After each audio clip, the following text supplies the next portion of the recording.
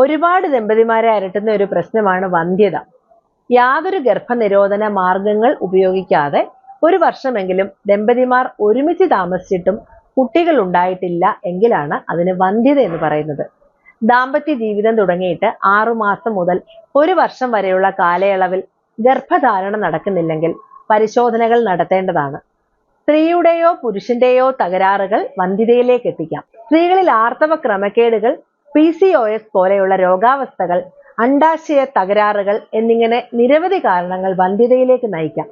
ചില ദമ്പതിമാരിൽ ആദ്യ കുട്ടിയെ ജനിച്ച ശേഷവും പിന്നീടുള്ള കുട്ടികൾ ഉണ്ടാകാതെ വരാം. ഈ അവസ്ഥയാണ് സെക്കൻഡറി സ്റ്റെറിലിറ്റി. ഇന്ന് നമ്മൾ ചർച്ച ചെയ്യുന്ന വിഷയം വന്ധ്യത, കാരണങ്ങൾ, അവ എങ്ങനെ പരിഹരിക്കാം എന്നതിനെ പറ്റിയാണ്. ഞാൻ ഡോക്ടർ ശ്രീല, ആയുശ്രീ ആയുർവേദ ഹോസ്പിറ്റൽ, പത്തനാപുരം. പണ്ട് കാലത്തെ അപേക്ഷിച്ച് വന്ധ്യതാ നിരക്കുകൾ ഇപ്പോൾ കൂടി വരികയാണ്. മാറിയ ആഹാര രീതികൾ, ജീവിതചര്യകൾ, അതുപോലെ തന്നെ മാനസിക ഐക്യമില്ലായ്മ, ഇവയൊക്കെ വന്ധ്യതയുടെ നിരക്ക് ഉയർത്തുന്നു. ഫാസ്റ്റ് ഫുഡ് സംസ്കാരവും വ്യായാമവും PCOS, തൈറോയ്ഡ് തുടങ്ങിയ രോഗങ്ങളിലേക്കും അത് വന്ധ്യതയിലേക്കും കൊണ്ടുചെന്നെത്തിക്കുകയാണ് ചെയ്യുന്നത്. സ്ത്രീ വന്ധ്യതയുടെ പ്രധാന കാരണം PCOS അഥവാ പോളിസിസ്റ്റിക് ഓവേറിയൻ സിൻഡ്രോം എന്ന രോഗാവസ്ഥയാണ്. അണ്ഡവിസർജനം കൃത്യമായി നടക്കാത്തത് മൂലം ആർത്തവം നടക്കാതെ വരിക, ക്രമം തെറ്റിയുള്ള ആർത്തവം ഉണ്ടാവുക എന്നിവ ഈ അവസ്ഥ ഉണ്ടാക്കും. ഈ അവസ്ഥയിൽ പുരുഷ ലൈംഗിക ഹോർമോണായ ആൻഡ്രോജന്റെ അളവ് രക്തത്തിൽ കൂടുതലായിരിക്കും. അതിനാൽ മുഖത്തും ശരീരഭാഗങ്ങളിലും അമിതമായി രോമ വളർച്ച ഉണ്ടാകാം. ഈ അവസ്ഥയിൽ രോഗിയെ സ്കാൻ ചെയ്ത് നോക്കിയാൽ അണ്ഡാശയത്തിൽ അനേകം സിസ്റ്റുകൾ കാണാം. അതിനാലാണ് ഈ അവസ്ഥയ്ക്ക് പോളിസിസ്റ്റിക് ഓവേറിയൻ സിൻഡ്രോം എന്ന് പേര് കിട്ടിയത്. ഇത്തരക്കാരിൽ ഇൻസുലിൻ റെസിസ്റ്റൻസ് കാരണം കഴുത്തിന്റെ പിൻഭാഗം, കക്ഷം, മുഖ്യഭാഗം എന്നിവിടങ്ങളിൽ കറുത്ത നിറമുണ്ടാകുന്നത് വളരെ സാധാരണമാണ്. രക്തത്തിൽ ഇൻസുലിന്റെയും ലൂട്ടിനൈസിംഗ് ഹോർമോൺ LHന്റെയും അളവ് കൂടുതലായിരിക്കും.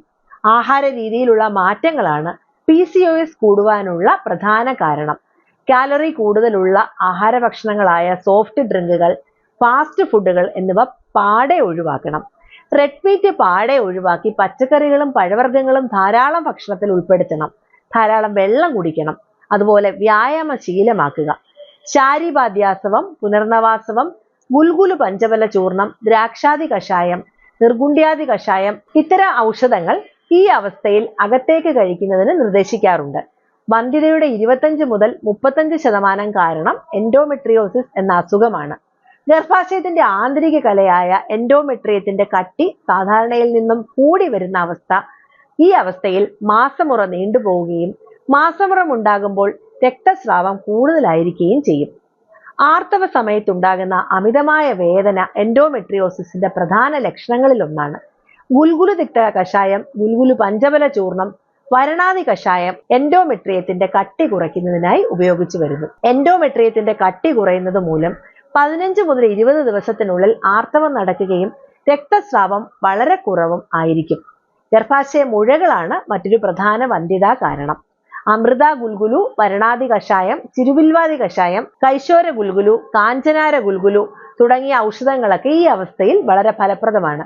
അണ്ഡവിസർജനം നടക്കാതെയുള്ള വന്ധ്യതയിൽ മധുകാസവവും തിപ്പലി മേമ്പൊടി ചേർത്ത് കഴിക്കുന്നതും ഹിങ്കുവജാതി ചൂർണം മോരിൽ ചേർത്ത് കുടിക്കുന്നതും വളരെ ഫലപ്രദമാണ്.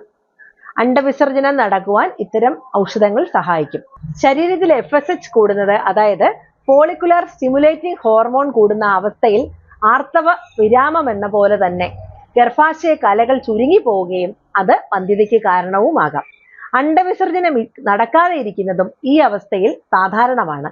എള്ള് കഷായം വെച്ചതിൽ ഗുൽഗുലു പഞ്ചബല ചൂർണവും തേനും മേമ്പൊടി ചേർത്ത് കഴിക്കുന്നതും രാസ്നാദിഘൃതം വൈദ്യനിർദ്ദേശാനുസരണം കഴിക്കുന്നതും ഈ അവസ്ഥയിൽ ഗുണം ചെയ്യും. ഗർഭാശയത്തിലും യോനിയിലും ഉണ്ടാകുന്ന അണുബാധകളും സ്ത്രീയുടെ വന്ധ്യതയ്ക്ക് കാരണമാകാം. പെൽവിക് ഇൻഫ്ലമേറ്ററി ഡിസീസ്, ഗർഭാശയ മുഖത്തുണ്ടാകുന്ന അണുബാധയായ സെർവിസൈറ്റിസ്, യോനിയിൽ ഉണ്ടാകുന്ന അണുബാധയായ വജൈനൈറ്റിസ് എന്നീ അവസ്ഥകളിൽ ദ്രാക്ഷാദി കഷായം, മുസലി ഖദിരാദി കഷായം, ചന്ദ്രപ്രഭ, ഗോക്ഷുരാദി ഗുൽഗുലു, പുനർനവാദി ഗുൽഗുലു, സൂരണാവലേഹം, കല്യാണഗുളമൊക്കെ വളരെ ഫലപ്രദമായ ഔഷധങ്ങളാണ്. സെർവിക്കൽ എറോഷൻ പോലെയുള്ള അവസ്ഥയിൽ കന്മദഭസ്മവും ശൃംഗഭസ്മവും തേൻ ചേർത്ത് കഴിക്കുന്നതും വളരെ ഉത്തമമാണ്. ചില സ്ത്രീകളിൽ ഗർഭാശയ മുഖത്തു നിന്നുണ്ടാകുന്ന സ്രവങ്ങൾ പുരുഷ ബീജങ്ങളെ നശിപ്പിക്കുന്ന ആന്റിബോഡികൾ ഉണ്ടാകാം. ഇത് വന്ധ്യതയ്ക്ക് മറ്റൊരു കാരണമാണ്.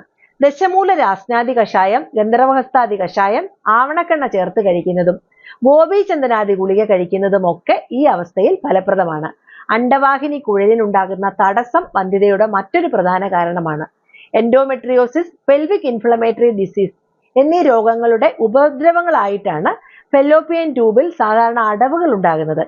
ചിരുവിൽവാദി ഘൃതം, ബൃഹത്യാദി കഷായം, രാസ്ന ദശമൂല കഷായം, ഹിങ്കു ത്രിഗുണ തൈലം, സ്വർണ്ണമാക്ഷിക ഭസ്മം ഒക്കെ ഈ അവസ്ഥ പരിഹരിക്കുന്നതിന് ഉപയോഗിക്കുന്ന ചില ഔഷധങ്ങളാണ്.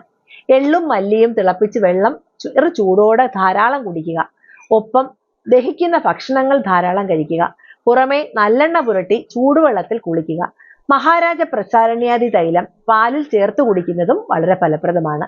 അണ്ടവാഹിനി കുഴലുകളിലെ കോശങ്ങളുടെ സീലിയയുടെ ചലനക്കുറവ് ബീജസങ്കലനം നടന്ന അണ്ടത്തെ ഗർഭാശയത്തിന് അകത്ത് എത്തിക്കുവാൻ കഴിയാത്ത അവസ്ഥ ഉണ്ടാക്കുന്നു. ഇങ്ങനെ ട്യൂബൽ മോട്ടിലിറ്റി കുറയുന്ന അവസ്ഥയിൽ ശാരിബാദ്യാസവം, അശ്വഗന്ധാരിഷ്ടം, ശതാവരി ഘൃതം, ശതാവരി ചൂർണം, അശ്വഗന്ധാദി ചൂർണം ഒക്കെ വളരെ ഫലപ്രദമാകുന്നു. ഗർഭാശയ മുഖത്തുണ്ടാകുന്ന മാംസാങ്കുരങ്ങൾ, മുഴകൾ, നെബോത്തിയൻ സിസ്റ്റ് തുടങ്ങിയവ ശുക്ലം ഗർഭാശയത്തിലേക്ക് പ്രവേശിക്കുന്നത് തടസ്സമാക്കുകയും ഇത് വന്ധ്യതയ്ക്ക് കാരണമാവുകയും ചെയ്യുന്നു. ഇത്തരം അവസ്ഥയിൽ ചിരുവിൽവാദി കഷായം, കാങ്കായന വടി, അമൃത ഗുൽഗുലു, കാഞ്ചനാര ഗുൽഗുലു ഒക്കെ വളരെ ഫലപ്രദമാണ്. തൈറോയ്ഡ് ഗ്രന്ഥിയുടെ പ്രവർത്തനം നടക്കാത്തത് മൂലമുണ്ടാകുന്ന ഹൈപ്പോ തൈറോയിഡിസം, ഹൈപ്പർ തൈറോയിഡിസം തുടങ്ങിയ അവസ്ഥകളും വന്ധ്യതയുടെ കാരണങ്ങളാകാം. ഇത്തരം അവസ്ഥകളിൽ പുനർനവാസവം, ശാരിബാദ്യാസവം, ദ്രാക്ഷാദി കഷായം, പുനർനവാദി കഷായം ഒക്കെ വളരെ ഫലം ചെയ്ത് കണ്ടിട്ടുണ്ട്. വന്ധ്യത സ്ത്രീയിലായാലും പുരുഷനിലായാലും ഔഷധ സേവയ്ക്കൊപ്പം പഞ്ചകർമ്മ പ്രയോഗങ്ങളും വേണം. സ്ത്രീകളിൽ പ്രത്യേക ഔഷധങ്ങൾ ഉപയോഗിച്ചുള്ള വസ്തി ഏറെ പ്രയോജനപ്രദമാണ്. അമിതവണ്ണം കുറയ്ക്കുന്നതിനും പ്രത്യുൽപാദന അവയവങ്ങളിലുള്ള തടസ്സങ്ങൾ മാറ്റുന്നതിനും ഇത് സഹായകരമാണ്. അനുയോജ്യ ഔഷധങ്ങൾ ഉപയോഗിച്ചുള്ള സ്നേഹപാനം, പുറമേ തൈലം പുരട്ടിയുള്ള അഭ്യംഗം എന്നിവ ചെയ്ത ശേഷം വിധിപ്രകാരം വിയർപ്പിച്ച് വമനം, വിരേചനം, വസ്തി ഉൾപ്പെടെയുള്ള പഞ്ചകർമ്മ ചികിത്സകൾ ഒരു വിദഗ്ധനായ ഡോക്ടറുടെ മേൽനോട്ടത്തിൽ ചെയ്യണം. എങ്കിലേ വന്ധ്യത ചികിത്സ ആയുർവേദത്തിൽ പൂർണ്ണമാവുകയുള്ളൂ. മറ്റുള്ളവരുടെ അറിവിലേക്ക് കൂടി ഷെയർ ചെയ്യുക. മറ്റൊരു വിഷയവുമായി വീണ്ടും കാണാം. നന്ദി.